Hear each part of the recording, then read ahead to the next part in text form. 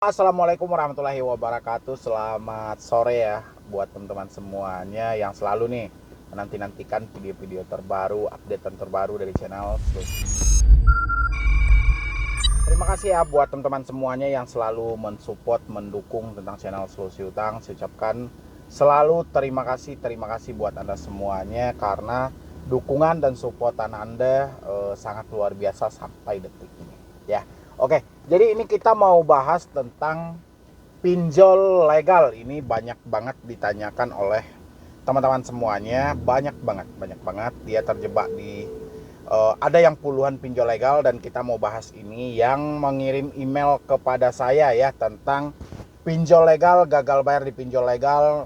Biar saya bacakan dulu nanti sama. Oke, di sini ada namanya dari Feni. Assalamualaikum Bang Medi, saya Feni dari Bandung Bang. Saya mau cerita sama Abang. Sebelumnya saya pernah nge-DM Abang, tapi mungkin saking banyaknya DM saya nggak ada direspon.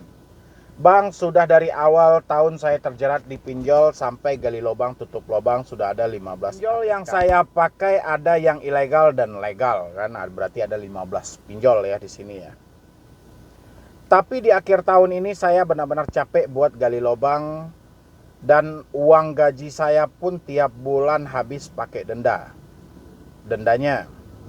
Sampai pada akhirnya saya galbay semua Bang, dan disitu mental pikiran saya langsung diuji. Sehari bisa lebih 20 kali yang nelpon. Dan WA HP saya jadi lemot Bang, saya panik dan stres. Saya sudah gelap pingin bunuh diri aja Bang, tapi saya lihat channel Abang tentang pinjol. Di situ saya agak sedikit tenang, dan tambah saya cerita sama pacar saya dan bapak saya. Mungkin mereka tidak bisa membantu materi, tetapi mereka juga sedikit membantu menguatkan mental saya Bang. Tapi saya belum jujur sama ibu saya Bang di rumah, dan saya takut ada DC yang datangin saya ke rumah. Dan masalahnya ibu saya punya jantung, takut ada apa-apa Bang. Dan saya juga bakalin kirimin bukti-bukti DC yang neror Bang di APK legal dan ilegal Bang. Dan di sini mau minta pendapat Abang, saya harus bagaimana karena buat bayar pun saya nggak ada. Mohon bantu solusinya Bang, mohon dicek email saya dan respon, terima kasih. Ini yang dia takutin adalah ketika ada DC yang datang ke rumah, ibu dia penyakit jantung ya. Saya paham posisi Anda sebagai seorang anak. Otomatis walau gimana pun Anda tidak mau dong orang tua Anda kenapa-napa ya.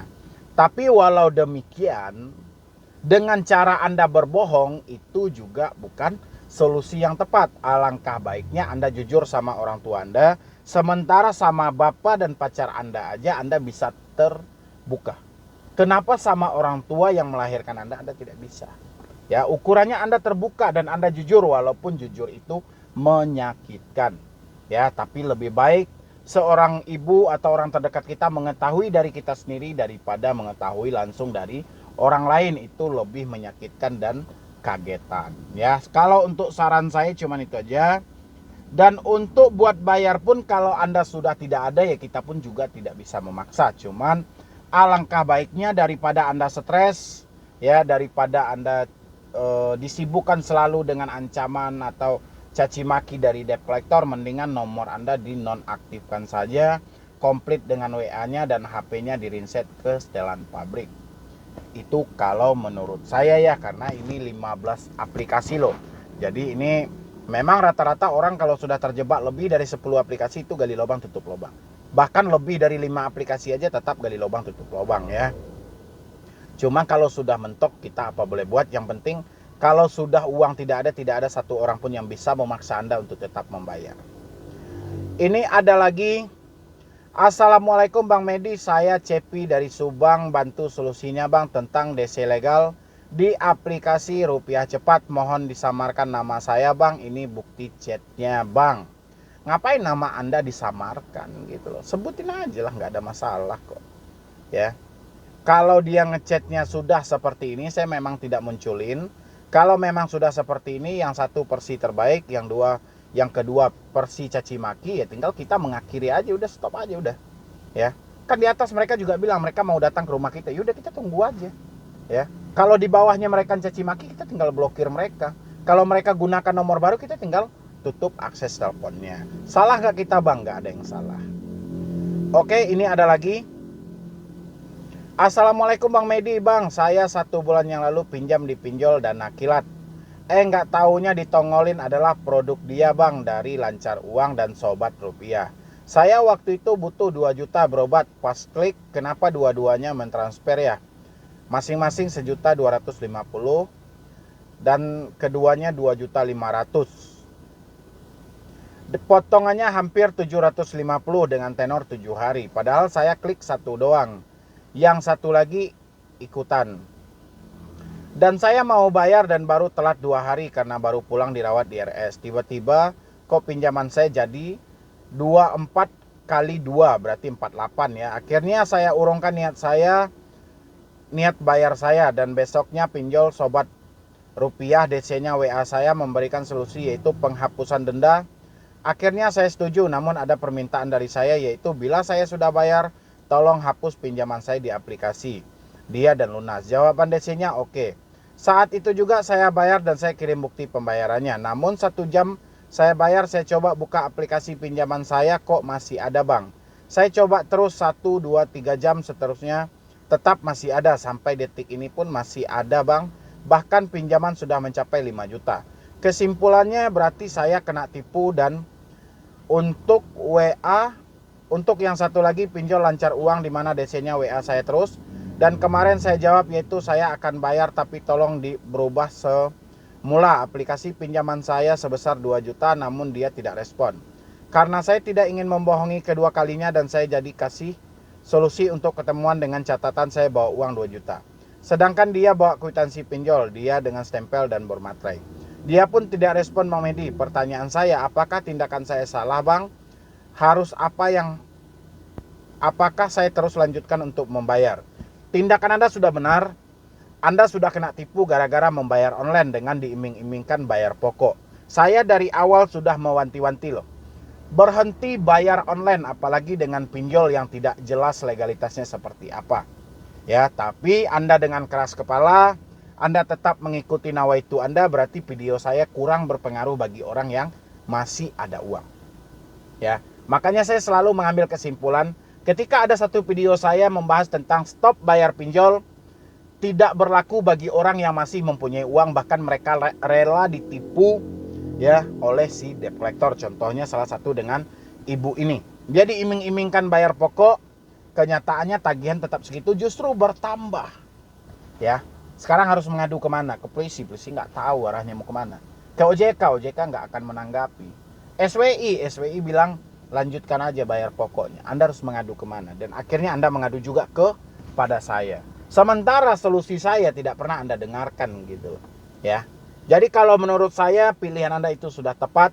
Berhenti bayar online. Apapun pinjol Anda, berhenti bayar online. Selagi Anda masih melanjutkan bayar online, apalagi diiming-imingkan bayar pokok, ini patut kita curigai karena banyaknya modus penipuan dan penipuan yang sering terjadi sampai detik ini.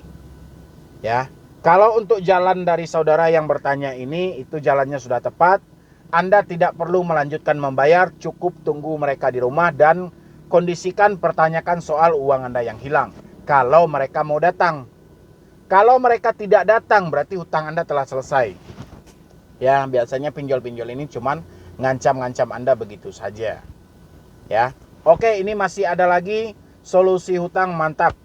Siang Bang, saya terjerat di 5 pinjol dan belum bisa bayar sama sekali. Ada kami KTA Kilat, ada Pundi, Rupiah Cepat, 360 kredi dengan total sekitar 6,5 juta. Apa yang harus saya lakukan Bang? Jujur, saya takut data saya disebar. Oke. Jangan menjadi manusia yang egois. Kenapa menjadi manusia yang egois? Anda tidak bisa membayar, Anda tidak mampu membayar, atau Anda belum membayar. Tapi Anda tidak mau mengambil resikonya. Salah satunya mungkin data Anda akan disebar, orang sekitar akan ditelepon, kontak darurat akan dihubungi. Anda tidak terima dengan hal itu. Ya, berarti Anda manusia paling egois. Kita ini satu-satu. Kalau kita mampu bayar pinjol, berarti data dan orang sekitar kita aman. Kalau kita menyatakan tidak mampu bayar pinjol, berarti data dan orang sekitar kita tidak aman. Jadi kita salah satu, pilihannya kalau salah satu. Kita kehilangan uang, ya, atau kita ikhlaskan mereka mau melakukan apa aja, kita menerima risiko. Ya. Lagian juga dipaksain hari ini Anda juga tidak punya uang. Gitu ya. Habis itu ada lagi nih, selamat siang Pak. Sebelumnya saya mohon disensor ya Pak. Apabila email saya digunakan untuk konten, terima kasih. Ini kalau takut ngapain bertanya ke saya. Ya, di sini judulnya bantuan lawyer untuk atasi pinjol. Jadi saya ada pinjaman di beberapa pinjol, EasyCash, Kredivo, ada Kami dan Indodana. Lalu teman saya bekerja di perusahaan lawyer yang mengatasi DC pinjaman online, di mana lawyer tersebut bisa membantu menghilangkan denda yang kita punya dan kita diberi waktu untuk mengumpulkan uang untuk membayar. Apakah benar ada lawyer yang membatasi hal tersebut? Setelah saya cari kantornya, benar ada dan terlihat resmi. Mohon sarannya Pak. Oke. Kalau memang ada lawyer yang seperti ini, kita cukup acungkan 2 jempol buat mereka karena tujuan dan etikat baik dia dalam mengatasi suatu masalah orang, ya.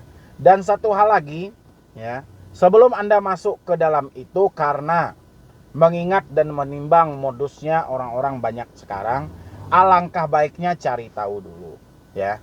Kalau memang ini adalah sebuah benar, mereka mempunyai kantor dengan fasilitas yang lengkap, habis itu dengan banyaknya orang yang sudah dibantu, ya kita nggak ada salahnya mencoba. Ya, itu pun baliknya kepada diri Anda lagi. Apakah Anda mampu juga membayar pokoknya saja? Ini pokok dalam arti ini sudah dengan bunganya loh. Ya, misalnya Anda pinjam 1 juta, bukan 1 jutanya yang Anda bayar, tapi 1.200.000 plus bunga. Yang dihilangin itu dari pernyataan Anda cuma denda. Jadi kembali ke tingkat kemampuan Anda. Yang penting sejauh mereka bertujuan baik dalam ingin membantu dan kita pun sanggup, nggak ada salahnya. Ya, tapi cari tahu dulu, jangan sampai ada penyesalan di kemudian hari. Oke? Jadi dari saya kurang lebih seperti itu. Intinya tetap selalu semangat, jangan berpikiran negatif. Kita harus terus melangkah ke depan dan mudah-mudahan hidup lebih baik daripada ini. Dan hentikan gali lubang tutup lubang. Kalau tidak mampu, stop bayar.